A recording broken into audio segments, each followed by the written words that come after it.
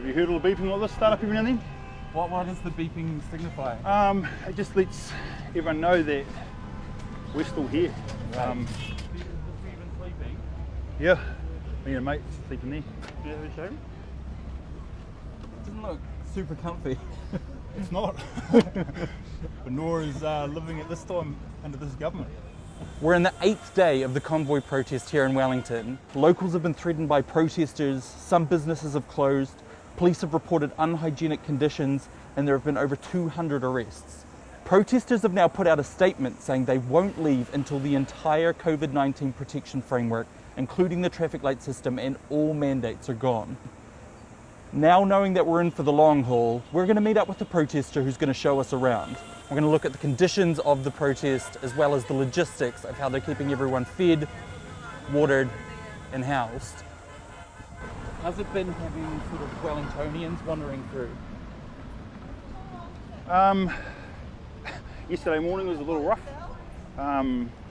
because they'd obviously been told our kids are walking around in shit and it was spitting on people. So a couple of people are not very polite when you say good morning. Right. But I understand why, because they're getting sold this picture of what's happening. But we go out of our way to try and look after them as best we can, mate. There's the odd dickhead, but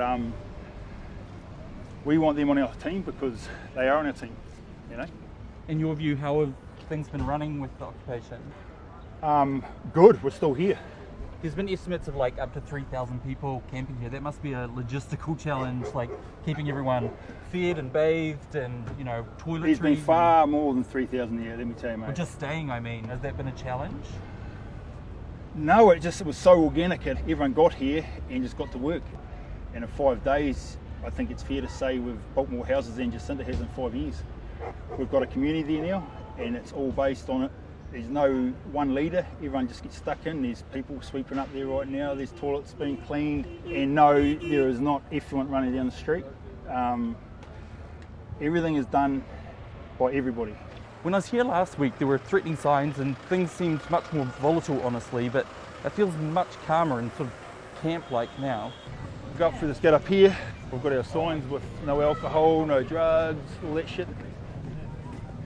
We've got food donated from all over New Zealand. So how have you been feeding all these people? Oh, I mean, there's hundreds of people that are feeding all these people, and we're here from sort of 6:30 in the morning through until about 10:30, 11 o'clock at night, and we just have constant food going all the time, yeah. We've got yoga and meditation teams, we've got 2 medical centres. Has it been challenging keeping all of these people healthy? No, not really. Look, the major things are blisters now because of wet socks and things. We've got vitamin C here now to try and boost everyone's immune systems after all the wet. When a protester fell ill last week, police told media that ambulances couldn't get in to help because of all the cars parked in the middle of the road blocking access. Are you concerned about the hospitals and ambulances having access to people who really need them? Every time we've called an ambulance, they've been here really quickly. They've had no trouble getting here. We've got a bloody shopping mall now with all donated goods. We've got everything. We've got toilet paper, personal products, guy ropes, ponchos, tarps, tents, blankets, beds. We're a little bit low at the moment because we're about to do a restock. We're about to outsource our storage to a big facility outside, so we're bringing things in and processing it as it comes because we've almost got too much donations at this point. And then we have a full op shop here with some people perusing. Yeah, everything you could need. Yesterday the police organised this place where people could take their vehicles at the stadium. Do you know if many people did it? I would never clue. And, it doesn't seem like it's reduced at all. No, well, it's sort of, to me, yeah, it sort of defeats the purpose of it. Can't speak for everyone else, but for me, if I got asked, I probably wouldn't.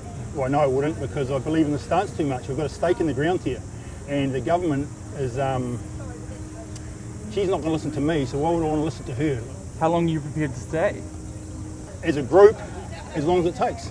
This group will stay until we do not have to comply to stupid rules that make no sense. Simple as that.